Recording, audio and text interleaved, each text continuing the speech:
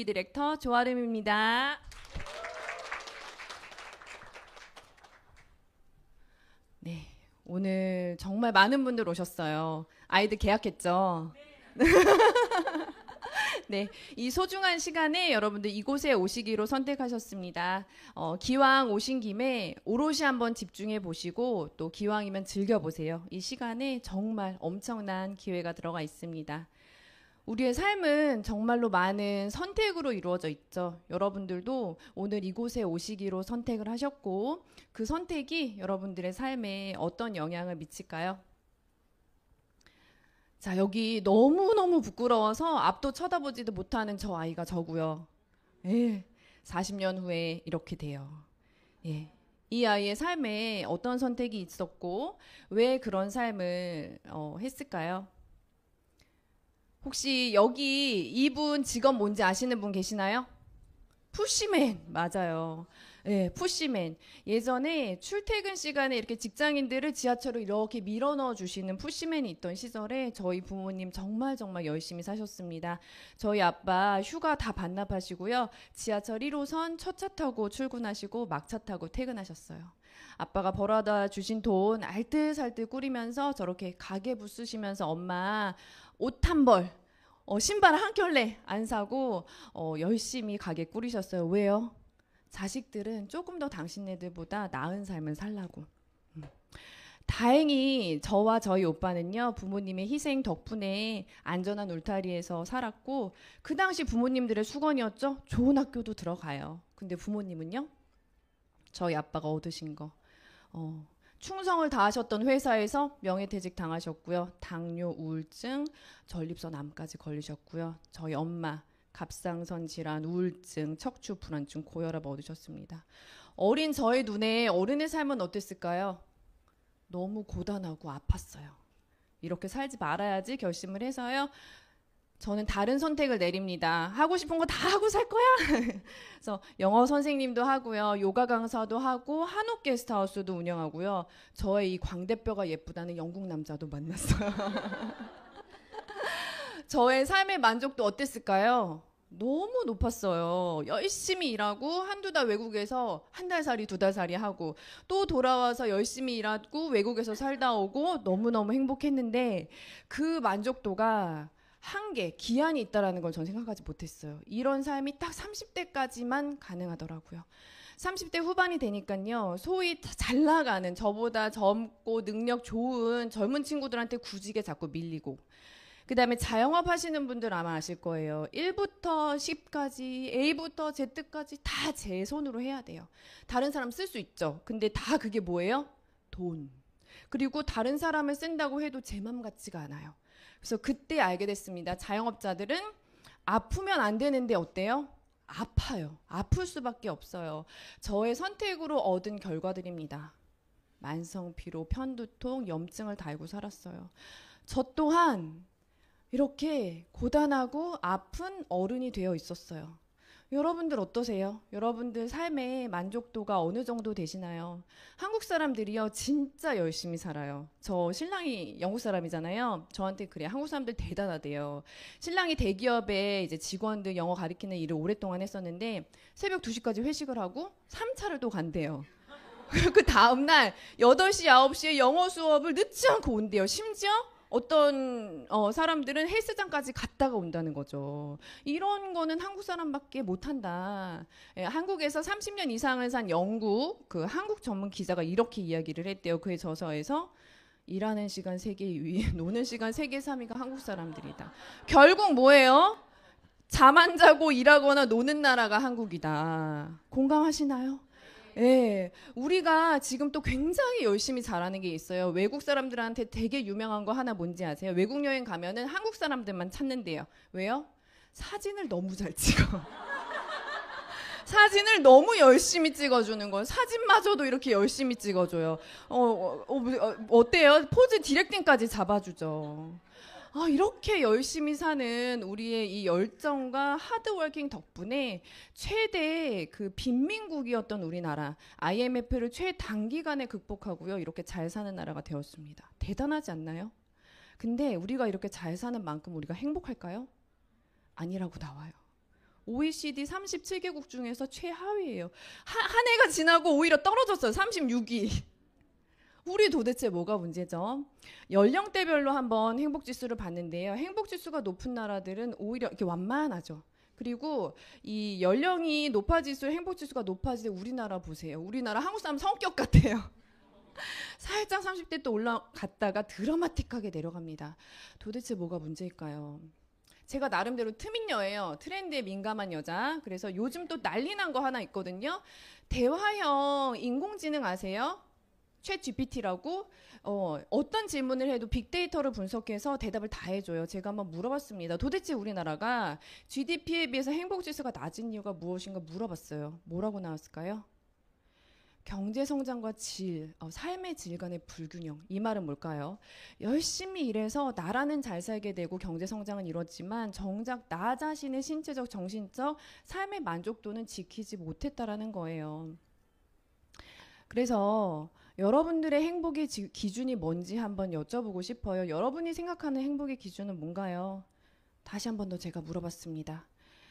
우리 AI한테요. 행복한 삶을 살기 위한 기본 조건을 간단하게 정리해줘 라고 했더니요. 이렇게 6가지를 이야기를 했어요. 이 6가지가 최소한 충족이 돼야 우리는 행복하다. 여러분들 지금 가지고 있는 직업, 직장에서 이 6가지 충족하고 계신가요? 아니다면 이것만 충족하면 우리는 행복할 수 있겠네요. 누군가는 이럴 수 있어요. 아유, 뭐 행복 한두 개쯤 그냥 포기하고 희생하면서 사는 게 그게 삶이지 할 수 있는데요. 우리 다 아는 철학자죠. 아리스토텔레스가 이런 이야기를 했대. 행복은 삶의 의미이며 목적이고 지향점이다. 에휴, 뭐 철학자들 항상 뭐 그렇게 뜬구름 잡는 소리 하실 수도 있죠. 그래서 가장 철학자와 거리가 먼 AI한테 다시 물어봤어요. 그랬더니 행복은 권리래요. 그래서 다양한 국가에서 헌법 법률에서 행복의 권리를 인정하고 있다고 합니다. 그래서 어쩌면은요, 저의 삶의 이런 선택의 여정들은요, 이 의당 사람이라면 가져야 할 행복한 권리를 가지면서 살겠다라는 저의 발버둥일 수도 있다라는 생각을 했어요. 그 발버둥의 끝에 저는 유사나를 만났고요. 해답이 되었습니다. 여러분들에게도 유사나가 해답이 되길 바래요. 이런 발버둥의 과정에서 이런 말을 받습니다. 많이 보셨죠? 죽을 때까지 일해야만 할 것이다. 제 심장이 확 꽂혔어요. 죽을 때까지 일해야 한다면 도대체 이런 조건들은 언제 갖출 수 있을까요? 근데 이건 다시 말하면요. 방법을 찾으면 되잖아요. 방법을 찾으면 죽을 때까지 일하지 않아도 되잖아요. 그 방법을 찾는 과정에서요. 제가 삶을 원하는 대로 살면서 부유하게 사는 사람들이 분명히 있고 그렇지 않은 사람들이 있단 말이에요. 그 두 부류의 사람들의 차이가 뭔지를 발견하게 됐어요. 바로 수입의 원천의 차이였습니다. 하나는 물통 수익, 하나는 파이프라인 소득이었는데요. 물통 수익은 노동 수익이라고도 하죠. 그래서 우리의 노동이 수익이 되기 때문에 노동이 멈추면 어떻게 돼요? 수익이 멈춥니다. 그래서 저는 멈출 수가 없어요. 파이프라인 수익은요, 권리 수입이라고 하고 시스템을 만들어 놨을 때 내가 어느 순간 노동을 멈춰도 이 시스템이 나를 위해 일을 하죠. 이 시스템이 내가 자는 동안에도 일을 합니다. 똑같이 열심히 살고 똑같이 바쁘게 살 수 있지만 어떤 선택을 하느냐에 따라서 결과가 완전히 다를 수가 있다는 거. 미국의 수필가와 사상가 이렇게 이야기했어요. 바쁘게 일하는 것이 중요한 것이 아니다. 바쁘게 일하는 건 누구도 바쁘게 일한대요? 개미. 중요한 것은 무슨 일을 하느라 바쁜가이다 인데요. 그럼 저의 다음 질문은 뭘까요? 그럼 도대체 나 뭘 해야 되지? 뭘 해야 되지? 자, 그 해답을 저는요, 로버트 기요사키의 부자 아빠 가난한 아빠라는 책에서 찾았어요. 이 세상에 존재하는 모든 직업, 모든 돈을 버는 방법이 결국은 이 4가지의 사사분면에 들어간다는 거죠. 자, 봉급생활자, 자영업자, 사업가, 투자가로 나눠져 있습니다. 가운데선을 기준으로요, 이 왼쪽은 어디에 해당이 될까요? 노동 수입에 해당이 되고, 반대쪽은 뭐에 해당이 될까요? 권리 수입에 해당이 됩니다. 공부를 열심히 해서 좋은 대학에 가고 좋은 직장에 들어간 저희 아빠 무슨 수입이었어요? 노동 수입. 좋은 대학에 들어가고 자영업과 전문직을 했던 저도요. 노동 수입. 다른 선택이라고 생각을 했는데 같은 선택이었고 그렇기 때문에 같은 결과를 얻었어요. 어떤 결과? 고단하고 아픈 어른의 삶이요. 기요사키가 이렇게 이야기를 합니다. 자사분면에서 다 돈을 벌 수 있다. 하지만 다르다. 그렇기 때문에 여러분들의 선택이라고 이야기를 해요. 본인 스스로도요, 어느 사분면을 선택할까 했을 때 두 아버지의 영향이 굉장히 컸다라고 합니다. 기요사키에게 두 명의 아버지가 있었는데요. 한 명의 아버지는 좋은 대학을 나오고 좋은 직장에 나가고, 기요사키한테도 그런 삶을 살라고 추천하셨대요. 근데 기요사키 눈에 그 아버지는 성장하시고 성공하면 할수록 뭐가 없어졌냐면 시간이 없어졌고, 아이들과 함께 밥 먹는 시간조차도 없어졌다고 해요. 반면에 다른 아버지는요, 정규 교육을 받지 않으셨대요. 그런데 개인 사업을 운영하고 계셨었고요. 사업이 성공하면 성공할수록 자유시간이 많아지고, 기요사키한테 이렇게 말을 했대요. 반드시 다른 사람과 돈 자체가 너를 위해 일하는 방법을 찾아라. 그리고 남는 시간에 너는 더 중요한 일들을 해라. 그리고 그 더 중요한 일들은 뭐였냐면요, 바로 이런 것들이었습니다. 기요사키는 이런 삶을 원했기 때문에 본인은 B와 I 분면을 선택했다고 이야기를 해요. 그러면서 여러분들도 조금 더 자유롭고 부유한 삶을 원하면 현재 다른 분면에 속하더라도 B와 I 분면에 대해서 공부하고 미래를 준비하세요라고 이야기를 합니다. 그래서 저는 S 분면에 속했지만 저 또한 저런 삶을 원하기 때문에 B와 I 분면에 대해서 영역을 확장하고 궁극적으로는 갈아타기로 선택을 했습니다. 자, I 분면은 이미 돈이 있는 분들이 자산을 가지고 돈을 버는 분면이고요. 저는 B 분면으로부터 시작해야 됐다 생각을 했고요. B 분면은요, 결국 시스템이 소득이 되는 그런 시스템 분면이에요. 자, 이 분면의 특징은요, 꼭 기억하세요. 인재들에 둘러싸여 있습니다. 자영업과 가장 다른 점이 이 부분이에요. A부터 Z까지 모든 걸 다 혼자 하는 자영업과 다르게 인재들에 둘러싸여 있는 것이 비분면이에요. 자, 세 가지 방법으로 우리는 비분면에 속할 수 있는데요. 하나는 사업 시스템을 구축하는 방법인데 10년에서 15년 정도의 배움이 필요하다고 합니다. 자, 두 번째는요, 시스템을 구입하는 건데 약 10억 달러의 돈이 필요하대요. 세 번째가 마지막 네트워크 마케팅에 해당되는데요. 이것은 200달러, 평균 200달러 정도의 비용으로 개인 프랜차이즈를 구축하는 것과 비슷하다라고 책에 나와요. 이 말은 뭘까요? 지금 당장 시작할 수 있다는 거죠. 그러면 다음 질문은 뭐가 돼야 되겠어요? 그럼 과연 도대체 네트워크 마케팅은 무엇인가? 여러분, 네트워크 마케팅 뭐라고 알고 계세요? 자, 우리가 돈을 벌던 벌지 않던 죽을 때까지 지속해야 되는 게 뭐가 있죠? 소비입니다. 소비. 그렇죠? 그러면 생산자에서 소비자에 이르기까지 소비가 일어나기 위해서 벌어지는 모든 일들을 뭐라고 해요? 유통입니다. 네트워크 마케팅은 유통이에요. 자, 이 유통에 누가 관심이 있었을까요? 바로 경제학자랑 미래학자가 관심이 있었겠죠. 하버드 경영대학교 던킨 교수는요, 1920년대 학술지에서 미래 어느 시공간에서는 네트워크 마케팅이 활개를 칠 거라고 이야기를 했어요. 그리고 엘빈 토플러 미래학자죠. 미래의 어느 시대에는요, 소비자가 유통에 적극 참여하는 그런 시대가 올 것이다. 그것을 프로슈머라고 이야기를 합니다. 자, 이 예측은 사실 어렵지 않아요. 왜냐면은요, 심리가 뻔하잖아요. 소비자는 뭘 원해요? 기왕이면 좋은 제품을, 기왕이면 싸게, 기왕이면 돈을 벌면서 제품을 사고 싶죠. 생산자는 어떻죠? 기왕이면 광고비와 유통비를 아껴서 기왕이면 양질의 제품을 기왕이면 많은 사람들한테 전달하고 싶습니다. 이 두 가지의 니즈가 모두 충족되는 방법은 딱 하나밖에 없어요. 뭐요?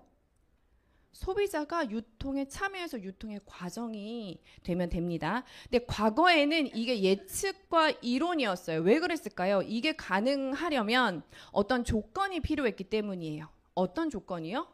받쳐주는 컴퓨터, 이런 정보통신 기술이 필요했고요. 그리고 또 이 받쳐주는 아주 훌륭한 택배 시스템이 필요했어요. 근데 여러분 어때요? 지금 우리 이런 시대에 살고 있죠. 그래서 예전에는 예측과 이론이었던 것이 지금은 현실이 되었습니다. 이렇게 유통의 과정이 간소화가 돼서요. 우리는 지금 직거래 유통을 하는 시대에 이미 살고 있어요. 이것은 여러분들이 인지하던 인지하지 않던 매일매일의 삶에서 벌어지고 있는 일인데요. 바로 이런 것들입니다. 사용 안 해보시는 거 없죠? 이 중에서 대표적으로 제가 에어비앤비를 한번 말씀을 드려볼게요. 제가 전직 중에 하나가 뭐였죠? 게스트하우스 운영을 했었잖아요. 그러면 저는요, 에어비앤비 사이트에 제가 가지고 있는 객실들을 쫙 올려놔요. 그러면은 전 세계에 전통 한옥에서 자고 싶은 사람들이 에어비앤비 사이트를 통해서 저한테 직접 연락을 합니다. 저는 손님들이랑 직접 거래를 해요. 에어비앤비가 하는 일은 뭐죠? 그냥 공유해 주는 것밖에 없어요. 그리고 저랑 소비자를 연결해 줍니다. 그리고 진짜 예약이 이루어졌을 때 제가 에어비앤비의 수수료를 이렇게 냈어요. 그러면 이 에어비앤비의 역할, 카카오 택시의 역할, 배달의 민족의 역할을 누가 하는 거예요? 소비자인 내가 하는 게 바로 네트워크 마케팅이에요. 그래서 저는요, 여러분들은요, 유산화 회사의 멤버십이 되시는 거예요. 그래서 유산화 제품을요, 쓰세요. 매니아가 되시고요, 건강해지시고, 그 긍정적인 경험을 공유하시는 겁니다. 뭐로 공유를 할까요? 말로, 구전으로, 그리고 요즘 세상 얼마나 좋아, SNS로. 그러면 그 똑같은 경험을 하고 싶은 분들이요, 나를 통해서 회사와 직접 거래를 하고 직접 멤버십이 되는 거예요. 그러면 회사는 그 소비자에게 직접 배송을 합니다. 자, 그리고 소비가 일어났을 때 회사는 저한테 커미션을 지불하는 거예요. 에어비앤비와 똑같아요. 그러면 회사는 뭘 하죠? 제품을 연구하고 개발하고 생산하고요. 배송하고 고객 지원하고 기타 업무까지 전부 하고. 제가 하는 건 뭐예요? 그냥 공유하고 연결하는 거예요. 에어비앤비가 되는 거예요. 그러면 여러분들 보세요. 공유는 또 다른 공유를 낳고 연결은 또 다른 연결을 낳습니다. 이렇게 나로부터 시작된 모든 연결과 모든 공유를 인정해줘서 제가 수당으로 받는 것이 바로 네트워크 마케팅이에요. 정리를 하자면 나로부터 시작된 유통자산에 대한 소유권을 인정해 줍니다. 내가 유통의 단계가 되는 거고요. 나로부터 시작된 모든 유통망을 넓혀가고 유산화를 좋아하고 유산화를 사랑하는 매니아들을 넓혀가는 일들이 바로 네트워크 마케팅입니다. 자, 이미 우리가 매일의 일상에서 하고 있는 일이기 때문에 네트워크 마케팅은 트렌디해요. 그래서 네트워크 마케팅 시장이 이렇게 큽니다. 자, 그럼 여러분들 네트워크 마케팅이 트렌드라는 것은 뭘까요? 이제는요, 할까 말까. 그때 시대가 아니라 여러 개의 네트워크 마케팅 회사 중에 내가 뭘 고르지? 그런 시대라는 거예요. 여러분들 내가 계약을 맺고 협업할 회사를 골라야 돼요. 그때 어떤 기준으로 고르고 싶으세요? 저는요, 첫 번째 기준이 제일 중요하다고 생각을 해요. 왜냐면요, 여러분들 애플 하면 누가 떠올라요? 삼성, 현대, 테슬라. 그만할게요. 일론 머스크, 그렇죠? 이처럼 한 기업의 비전을 가지고 있는 창립자가 회사 전체 방향성을 결정하죠. 그리고 나머지 기준들에 다 영향을 주지 않나요? 그럼 이번에는 소비자 눈으로 한번 생각해 볼게요. 네트워크 마케팅은 내가 소비자이면서 사업자죠. 그래서 소비자의 눈도 필요하고 사업자의 눈도 필요한데요.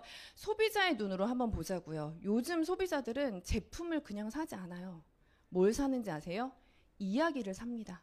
내러티브 전략이라고 해서요. 이제는 어떤 가치관이 명확하고 이야기가 있고 서사가 있는 회사를 선택해서 그 회사의 팬이 된다는 거예요.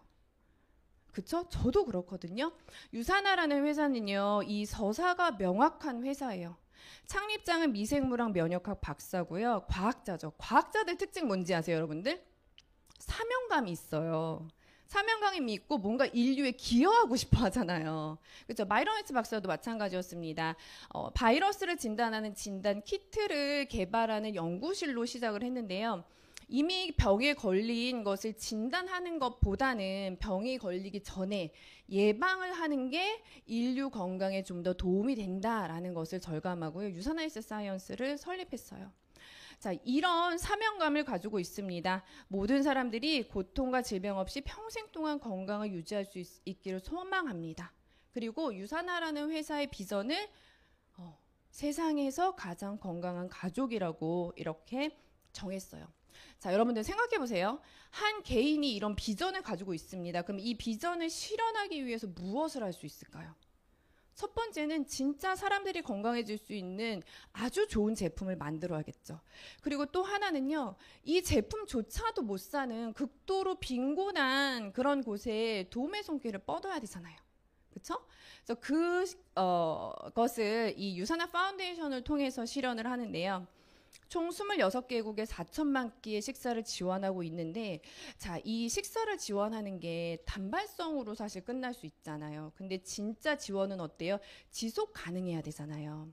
그래서 나온 게 바로 이 가든타워예요. 한 끼의 식사로는 단발성밖에 되지 않으니까는 아예 뭐를 지원했냐면은 정원을 지원하는 거예요. 그래서 이렇게 기둥 모양으로 생긴 정원에 과일도 심고 채소도 심을 수 있는 그런 정원을 지원을 하는데요. 이 가든타워로 얻을 수 있는 혜택이 이 6가지가 있대요. 일단 가족들이 식량 문제를 해결할 수 있고 이 재배 방식 자체가 물을 30%를 절감할 수가 있대요. 또 가족이 먹는 거 이상으로 재배가 돼서 그거를 또 팔 수 있다는 거죠. 가족이 소득을 만들어낼 수 있고 당연히 건강이 좋아질 거고 이 과정을 통해서 자기 자신에 대한 신뢰가 높아지고 그 다음에 그 지역 커뮤니티에 협력하고 유대감을 올릴 수 있는 그런 6가지 역할들을 할 수 있다고 합니다. 아, 이걸 보고요. 제가 유산하라는 회사가 이런 행복에 대한 기본 조건에서 이미 생각하고 실현하고 있는 회사구나라는 생각을 했어요. 소비자로서도 사업자로서도 참 괜찮은 회사다. 그럼 이제 본격적으로 어떤 제품을 만드는지 한번 볼게요. 과학자가 만든 과학 베이스가 되어 있는 회사죠. 자, 최적의 과학적 배합의 뉴트리션 제품, 영양제, 그리고 과학적인 원리를 가지고 있는 다이어트 제품, 피부세포 과학을 기초로 한 화장품 제품, 이렇게 3가지로 이루어져 있습니다. 자, 이것은요, 비즈니스적으로 굉장히 유리해요. 왜냐면은요, 회원 직접 판매 주요 제품 1위가 지금 영양제, 2위가 화장품이기 때문이에요. 2개 합치면 73% 독보적이죠. 자, 요즘 트렌드가 바뀌고 있기 때문에 그래요. 과거를 이렇게 거쳐서 현재는 사람들이 잘 먹고 잘 살고 건강하게 살고 건강한 라이프 스타일을 갖는 것에 굉장히 관심이 많습니다. 다시 한번 이쯤에서 이 AR을 불러볼까요? 사람들이 뭔가 관심 있을 때 많이 찾는 게 블로그죠.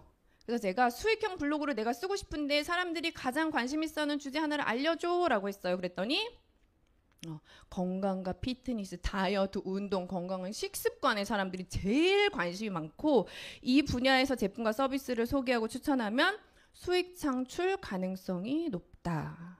그렇기 때문에 미래 경제학자도 앞으로는 이 웰니스 사업에서 가장 많은 100만 장자가 나온다라고 예상을 했겠죠. 그럼 여러분들 이 말은 뭘까요? 이제 웰니스 업계에서 제품들이 쏟아져 나올 것이다. 쏟아져 나올 것이다. 그러면 다시 소비자의 눈으로 가볼게요. 소비자들은 그럼 그 쏟아져 나오는 제품들 중에서 무엇을 선택할까요? 네. 대체 불가능한, 대체할 수 없는 독보적으로 우수한 제품, 그 독보적으로 우수한 제품을 만났을 때 사람들은 기꺼이 지갑을 연다고 나옵니다. 뉴 디맨드 전략이라고 하는 거래요. 자, 그럼 여러분 생각해 보세요. 영양제가, 뉴트리션 제품이 비교할 수 없을 정도로 제일 좋으려면 누가 만들어야 돼요? 과학자가 만들어야 되죠. 평생을 이 몸에 대해서 연구하고 몸을 이룬 세포가 가장 좋아하는 영양소 배합이 뭔지 그걸 연구한 사람들이 만들어야 가장 좋겠죠. 이분들을 제가 지난 미국 글로벌 컨벤션에서 만났어요. 그런데 너무 자신감 있고 또 상기된 그런 얼굴로 무대에 올라가서 마이크를 잡고 저는 생명공학을 전공한 누구이고 유산화에서는 무엇을 담당하고 있습니다. 저는 분자생물학을 전공한 누구고 유산화에선 무엇을 담당하고 있습니다. 이렇게 설명을 해주시더라고요. 이보다 더 좋은, 이들이 만드는 것보다 더 좋은 제품이 있을까 싶어요. 그렇기 때문에 이들의 전문 지식과 업적이 집약된 유산화만의 특허 기술이 나오게 됩니다. 인셀리전스 테크놀로지라고 해서요, 우리 세포가 원래 가지고 있는 기능을 최대치로 끌어올릴 수 있는 그런 기술력이고요. 이 기술력으로 유산화 제품을 섭취하는 분들은 건강한 삶을 유지할 수가 있겠죠. 여러분들, 그러면 이 과학자들이 도대체 어디에서 연구를 하고 어디에서 제품이 실현되기를 바랄까요? 당연히 자체 제조시설, 자체 연구실에서 하고 싶겠죠. 유산화에서는요, 이렇게 세 가지의 연구실을 가지고 있고요. 분석화학 연구실에서는요, 일주일에 총 1000개의 검사가 이루어지고 있습니다. 그리고 미생물학 연구실에서는요, 한 달에 3000가지의 검사가 이루어지고 있고요. 심지어 공기의 질까지도 검사를 하고 있어요. 자, 이렇게 까다롭게 연구되고 검사되고 테스트가 완료된 제품들이요, 자체 제조시설에서 완벽하게 만들어지죠. 1년에 연간 60만 개 이상의 헬스팩이 만들어지고요. 1년에 연간 12억 개 이상의 타블렛이 만들어지고 있습니다. 자, 유산화는요, 단지 사람의 건강에만 관심을 갖지 않아요. 지구의 건강에도 관심이 있습니다. 저렇게 1917개의 태양기판을 사용해서요, 16,000개 이상의 나무를 심는 효과를 얻고 있고요. 회사에서 나오는 쓰레기 배출량의 50% 이상을 재활용해서 사용하고 있다고 합니다. 이렇게 유산화는요, 지구, 환경, 사람 전체적인 건강에 대해서 고민을 하는 회사예요. 명품 회사죠, 명품 회사. 개념 있는 회사. 여러분들, 소비자로서, 사업자로서 정말 괜찮은 회사 아닌가요? 그렇기 때문에 이렇게 다양한 수상 예약을 받는 건 너무나 당연하고요. 유산화, 몸이 재산인 선수들을 공식적으로 스포츠 선수들 후원하고 있습니다. 저는 여기에 두 가지 의미가 있다고 생각해요. 하나는 몸이 재산인 선수들이 유산화 제품으로 관리를 하는데, 그거랑 똑같은 퀄리티의 제품으로 나와 내 가족이 건강 관리를 할 수 있잖아요. 그리고 또 하나는 이런 우수한 제품을 내가 유통할 수 있는 판권을 가지고 있다라는 거. 그렇죠? 그래서 업계에서 7년 누적 성장률 독보적인 1위인 것도 어떻게 보면 당연한 결과입니다. 자, 사업으로서, 소비자로서 너무 좋은 이 회사의 제품, 그리고 회사의 마인드. 자, 그럼 실제로 유산화 비즈니스는 어떻게 할 수 있는지 한번 알아볼게요. 아까 제가 창립자의 비전을 말씀드렸죠. 회사에는요, 경영 이념이 또 있어요. 뭐죠? 유산화가 하는 모든 것은 당신이 삶을 사랑하고 사랑하는 삶을 살도록 도와주는 것이다. 그러면 창립자의 비전과 회사의 경영 이념이 베이스가 됐을 때 회사는 무엇을 제공해 줄 수 있을까요? 정말로 최고의 제품을 제공하고요, 사랑하는 삶을 살 수 있을 만큼의 보상 플랜, 훌륭한 보상 플랜을 제공해야겠죠? 그러면 이것을 제공받은 유산화 가족들은 무엇을 돌려줘야 될까요? 유산화 제품을 먹고 진짜 건강해지는 거예요. 그리고 더 많은 사람들한테 이걸 알려서 더 많은 사람들이 건강해지게 만드는 거. 그리고 이것을 함으로써 실제로 충분한 돈을 벌어서 내가 원하는 삶, 사랑하는 삶을 살아내는 거. 이것을 돌려줬을 때 유산화 패밀리가 원하는 건, 회사가 원하는 것이 둘 다 실현이 되면서 윈윈이 되겠죠. 그래서 유산화의 비즈니스는요, 정말로 여러분들이 매일매일 쓰는 제품들을요, 유산화의 것으로 바꾸는 것으로 시작이 됩니다. 바꿔서 건강해지시고 효과를 보시고요, 적극적으로 알리세요. 이게 유산화의 비즈니스고 또 다른 소비가 일어나게끔 만들어주시는 거예요. 자, 유산화의 비즈니스는요, 정말로 이렇게 공유와 연결을 하는 것만으로도 100% 사업이 가능하기 때문에 우리가 흔히 고민하는, 혹시나 사업자들을 올가매는 여러 제한들이 있지 않을까, 그런 제한들이 하나도 없습니다. 유산화의 회원이 되세요. 평생 가입비 2만 원을 내시는데요. 이 2만 원에 여러분들이 비즈니스를 시작할 수 있는 사업 도구가 들어가 있습니다. 그리고 약 50만 원어치 제품 구매를 하셨을 때는 돈을 벌 수 있는 센터 하나가 열리고요. 다들 좀 몸 한번 관리하고 싶은 욕구 있잖아요. 한번 싹 한번 정리하고 싶다. 유산화 리셋 다이어트 한번 하셔서 약 100만 원 정도 소비하시고 관리하셔서 센터 3개를 얻으시는 거예요. 자, 요즘은 거의 다 3개로 시작을 하시죠. 자, 그렇게 세계로 센터를 여셨을 때요, 경제학에서 가장 최근의 플랜인 바이너리 방식에 따라서 여러분들 이렇게 두 개의 라인으로 유통 라인을 펼쳐가실 수가 있어요. 저 같은 경우에는요, 아는 사람이 많이 없고 유산하는 분들 보니까 조리원 동기들한테 그렇게 잘 전달을 하시는 거. 근데 전 애가 없어요. 애라도 날 걸. 근데 그때 저희 올케가 떠올랐어요. 평소에 조카들 알들 굉장히 어떻게 지혜롭게 키우고 또 합리적인 소비를 하는 그런 분이란 말이에요. 유사니멀즈 어린이 영양제를 전달을 했죠. 이렇게 비교를 해보더니 제품 너무 괜찮대요. 잠깐 기다려보래요. 같이 이렇게 뭐 육아 정보 공유하는 엄마들한테 한번 얘기를 해보겠대요. 그 주에 유사니멀즈 14개가 전달이 됐어요. 애를 안 낳았어도 됐었어요, 제가.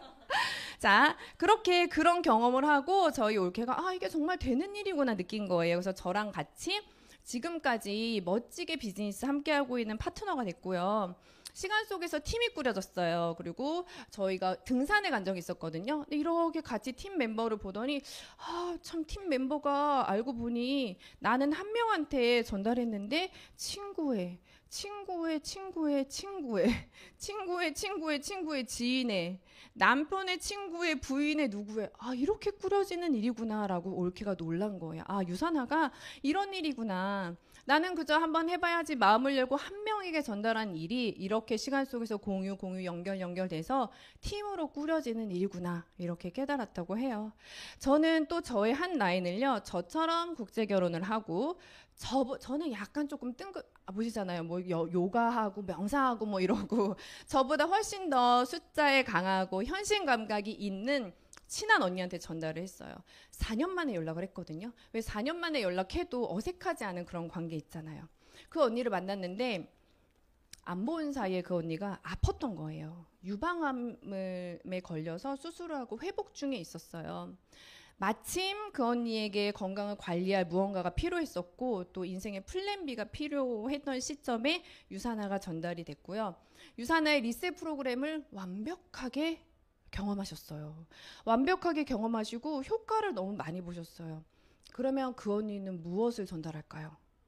리셋. 그 분을 통해서요, 이렇게 리셋이 정석으로 계속 전달하게 돼서요, 저는 이렇게 두 개의 라인을 만들 수가 있었고요. 여러분들 아까 생각나세요? 비즈니스 오너, 자영업자와 완전히 다른 게 뭐였죠? 주변을 인재들로 둘러싼다. 애가 없는 저에게 우리 새언니, 저의 올케의 인재죠. 그리고 리셋을 저보다도 더 확신에 찬 눈빛으로 확신의 말로 전달하는 저의 친한 언니도 저에게는 인재입니다. 이렇게 라인이 펼쳐지면서 어느 날 양쪽에서 5,000점 하부의 모든 포인트들이 공유가 돼서 5,000점이 찼을 때 이 1번의 가게는 꽉 찬 가게다라고 해서 맥스 아웃이라고 하고요. 자, 그랬을 때 저는 1번 가게에서 700만 원의 소득을 얻을 수 있습니다. 그리고 회사에서는 꽉 찬 가게가 만들어졌을 때 4번, 5번의 추가 가게를 줘요. 저는 이렇게 만들어지기까지 1년 10개월이 걸렸습니다. 자, 그리고 이때요, 코로나가 터졌어요. 이때 많은 자영업자분들의 삶이 무너졌잖아요. 저도 유산화가 아니었으면 그때 여행업계 다 무너졌죠. 게스트하우스 주인장으로서 정말 망연자실한 삶을 살았을 것 같아요. 자, 코로나 때 너무나 많은 분들의 삶이 무너지고 절망감에 빠져 있었지만 저의 유산화 비즈니스는 더 활발해졌습니다. 왜요? SNS가 있잖아요. 이때 저는요, 더 적극적으로 블로그에 SNS에 유산화 제품에 대해서 저의 경험들에 대해서 알리기 시작했고요. 많은 분들에게 연락이 왔어요. 제품에 관한 문의, 그리고 사업에 관한 문의. 그렇게 해서 저의 두 번째 가게도 완성이 되게 되었고요. 보너스까지 800만 원 합쳐서 1,500만 원의 수입을 얻게 되었습니다. 저는 이 SNS를 통해서요, 멀리 영국에 사는 저랑 친한 언니하고도 연락이 돼서 그분도 지금 너무나 유산화 매니아가 되시고 유산화를 저보다 더 사랑하는 파트너가 되셨어요. 저는요, 처음에 사실 이 골드까지만 목표를 했던 사람이에요. 근데 유산화를 하면서 제 그릇이 커지고 저의 능력치가 조금 많아지면서 이제는 나도 더 할 수 있지 않을까, 이렇게 꿈이 커지는 거죠. 그래서 막연하게 내가 루비가 되면 제가 영국 남자랑 결혼했잖아요. 이 광대 하나를 보고 왔잖아요. 14살부터 저 신랑이 일을 했어요. 그러니까 항상 타지에서 좀 짠한 마음이 있는 거죠. 한국에서 14살부터 한 건 아니고요. 짠한 마음이 있어서 루비가 되면 남편 은퇴시켜줘야겠다 이런 생각을 가지고 있어서 혼자만 생각을 하고 있었어요. 근데 얼마 전에 저희 신랑이 이제 지금 하고 있는 기업체 계약이 끝나고 그 다음 계약을 맺지 않고 지금 집에서 놀고 있습니다. 괜찮은 삶이죠. 자, 그렇게 제가 루비 디렉터가 되고 저의 사업이 진행이 되면서 제가 처음에 손 내밀었던 저의 올케 그리고 저 친한 언니도 이렇게 골드 디렉터가 되면서 멋진 리더들로 성장하고 있는 그런 팀을 만들고 있습니다. 현재 저는요 이렇게 저의 4번째 라인을 만들면서 이 라인이 완성되었을 때는 보너스까지 900만 원, 총 2,400만 원의 에메랄드 디렉터를 지금 목표하고 있어요. 자, 그렇게 했을 때 또 회사에서는 가게가 하나씩 완성이 될 때마다 추가 가게를 주고요. 그 추가 가게, 추가 BC를 어디에 배치하냐면은요. 이렇게 나의 소득을 극대화할 수 있는 하부 라인의 맨 마지막에 배치를 해서 저는 계속해서 유산화 비즈니스를 이어갈 수 있습니다. 유산화 비즈니스를 계속 이어간다라는 말은 뭘까요? 먹고 쓰고 공유하고 연결하는 거예요. 자, 여러분들이 원할 때까지 유산화는 소득에 한계가 없습니다. 어디까지 가고 싶으세요? 말리는 사람은 아무도 없죠. 여러분들이 계획을 하시고 여러분들이 목표하시는 거고요. 이런 것들을 원하기 위해서 여러분들이 하셔야 되는 것은요. 정말로 여러분들이 쓰는 제품을 유산화 제품으로 바꿔주세요. 20만 원에서 40만 원 정도. 자, 유산화에는요 여러 가지 굉장히 특별한 보너스가 있어요. 첫 번째 평생 매칭 보너스인데요. 내가 손 내민 사람, 내가 소개한 사람이 실제로 돈을 벌고 성장했을 때 회사에서 그분 수익의 15%를 나한테 돌려줍니다. 내가 도와준 사람 그리고 그것이 또 나에게 돌아오는 윈윈 전략인 거예요. 저는 현재 이 매칭 보너스로 저랑 저의 가족을 위해서 쓰는 유산화 제품의 가격이 모두 충당이 되고요. 저는 유산화 사업을 평생 할 거란 말이에요. 그러면 앞으로 매칭 보너스 파트너들이 계속 생길 거고 그들이 골드도 나오고 루비도 나오고 다이아도 나올 거 아니에요. 그럼 다이아몬드 한 명이 나와도 누군가의 월급 400만 원에서 500만 원을 받을 수가 있는 보너스예요. 한 명. 그런데 저는 그 한 명 말고 여러 명이 나올 것 같아요. 자, 그 다음에 리더십 보너스가 있는데요. 리더십 보너스는 골드 디렉터 이상이 받을 수 있는 그런 보너스인데 아까 5,000 맥스아웃이라는 표현을 제가 썼잖아요. 골드 디렉터가 됐을 때 이렇게 가게가 맥스아웃이 됐으면 회사에서 20만 원 정도의 보너스를 줘요. 그러면 한 달이면 80만 원이죠. 80만 원이 저한테는 어떤 의미냐면요. 제가 영어 강사를 했었잖아요. 일주일에 2번 2시간씩 영어 수업을 했을 때 한 달에 제가 80만 원을 받았어요. 그거를 20년 동안 한 번도 영어 가격이 이렇게 올라가질 않아요. 근데 똑같이 열심히 일했지만 같은 가격을 유산화에서는 이렇게 보너스로 받을 수 있다는 게 저한테는 굉장히 의미가 컸어요. 그런데 여러분들 맥스아웃이 하나의 가게에서만 되는 게 아니잖아요. 2개의 가게에서도 될 수 있죠. 만약에 2개의 가게에서 맥스아웃이 됐으면은 2배가 돼서 8이 16, 160만 원이어야 되는데 그게 아니라 하나 더하기 2개 해서 3개 8, 3, 24, 240만 원이 됩니다. 누군가의 정말 월급을 보너스로 받을 수가 있어. 그래서 유산화 성공자들은 대부분 이 매칭 보너스, 리더십 보너스 이런 보너스들을 따로 관리를 해요. 따로 관리를 해서 본인들의 어떤 자기 개발에 쓴다든지 아이들의 교육비에만 쓴다든지 그렇게 활용하고 있습니다. 자동주문 맥스아웃 보너스가 있는데요. 이거는 5,000 그 맥스아웃이 되는 게 자동주문 일요일날 자동으로 올라왔을 때 받는 보너스예요. 한 $250 정도를 받고요. 자동으로 올라왔다라는 것 자체가 권리소득을 만들었다는 거잖아요. 그래서 회사에서 정말 권리소득을 만들어 가세요라고 동기부여해주는 그런 보너스라고 생각하시면 됩니다. 자, 엘리트 보너스는요. 전 세계 60명, 탑 인컴 60명에게 주는 보너스인데요.